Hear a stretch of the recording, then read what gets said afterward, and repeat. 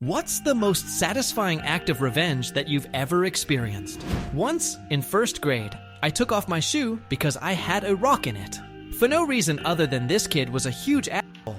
The class jerk stole it and took off running. I chase after him, and he eventually throws my shoe down a hill into a field of tall grass and just looks at me with a huge, shit-eating grin. In a badass stone-cold first grade timbre, I say, "Go find it," and shove him down the hill into the grass after it. He starts crying, and we run to the teacher. After explaining what happened, she made him go into the field and find my shoe. He crawled through the grass for about an hour before it finally turned up. Fuck yeah, it was actually against me. If that gives you any clue as to how justified and perfect it was. When I was 4 and my brother was 6, we were on our way to my great-grandfather's funeral. My parents stop at McDonald's, and out of my brother's small fry bag, the 4 to 5 tall white bag of fries, he pulls an 11 fry. Impossible, right? We're in the back seat. I see it. He yells to my parents to witness this awesome fry, but before they can turn around, I snatch it and eat it. He is upset. Whatever. Cut to 12 years later. Home after school. No parents. Friends hanging out in the kitchen. Everyone is scurrying around for an after-school snack. My brother and I are at the table, and our friends are in the other part of the kitchen. Out of this bag of Wavy Lays, I pull a potato chip that is literally the size of my skull. No idea how this thing didn't break in transit. I'm like, oh my god, guys, look at this chip. Before anyone can even turn their heads, my brother reaches across with his right hand and crushes the chip to crumbs. I have WTF eyes bearing down on him, and he simply says, "That's for the fry." 12 years had passed, and we had never spoken about it, but it took less than a second to remember everything and just nod in agreement that the score was settled. One enormous potato product for another. True story. An eye for an eye, a fry for a fry. When I was about 13-14, there was this kid on the school bus who was about a year older than me and used to pick on me a lot. He was a total arrogant shit. One time he came and sat next to me and tried to pull the old, "Hey, did you know if your hand is bigger than your face, you have cancer?"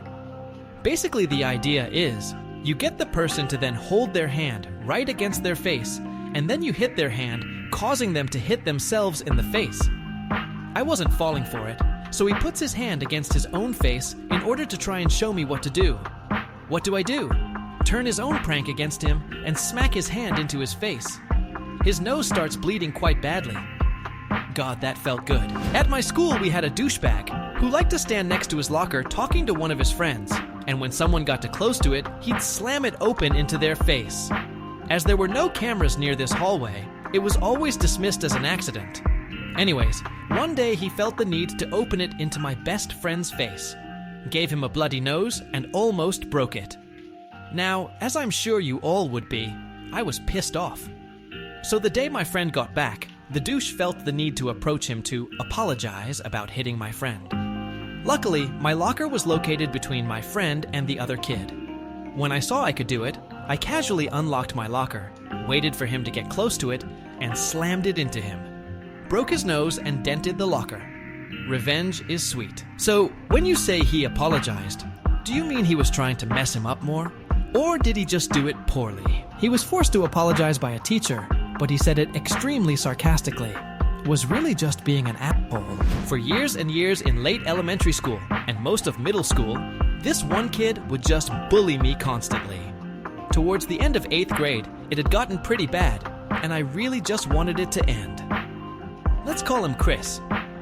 When looking for a lost parrot on my property, I found the bottom half of some animal. May have been a muskrat, groundhog, or something similar, but I couldn't be sure exactly what, under a tree, and brought it back to the house. I then called my mom, who was out of town traveling at the time, how I'd go about making it stop stinking.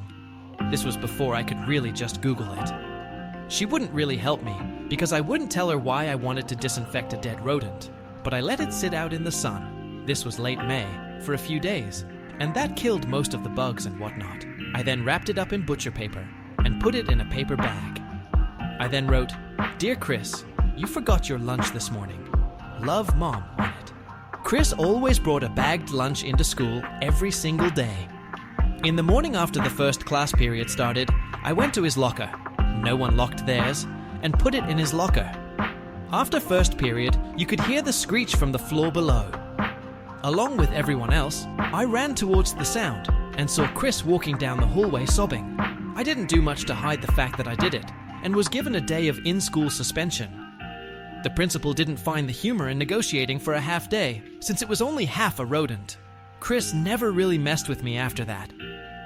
Wow, some of these stories were pure gold. It's crazy how a perfectly timed act of revenge can be both hilarious and deeply satisfying. Honestly, hearing these makes you wonder if karma sometimes just needs a little push. Have you ever pulled off a revenge so sweet you still smile about it? Share your story in the comments. I'd love to read them. And hey, if you enjoyed this dive into petty justice, don't forget to like the video, subscribe for more, and hit that notification bell so you never miss the next one.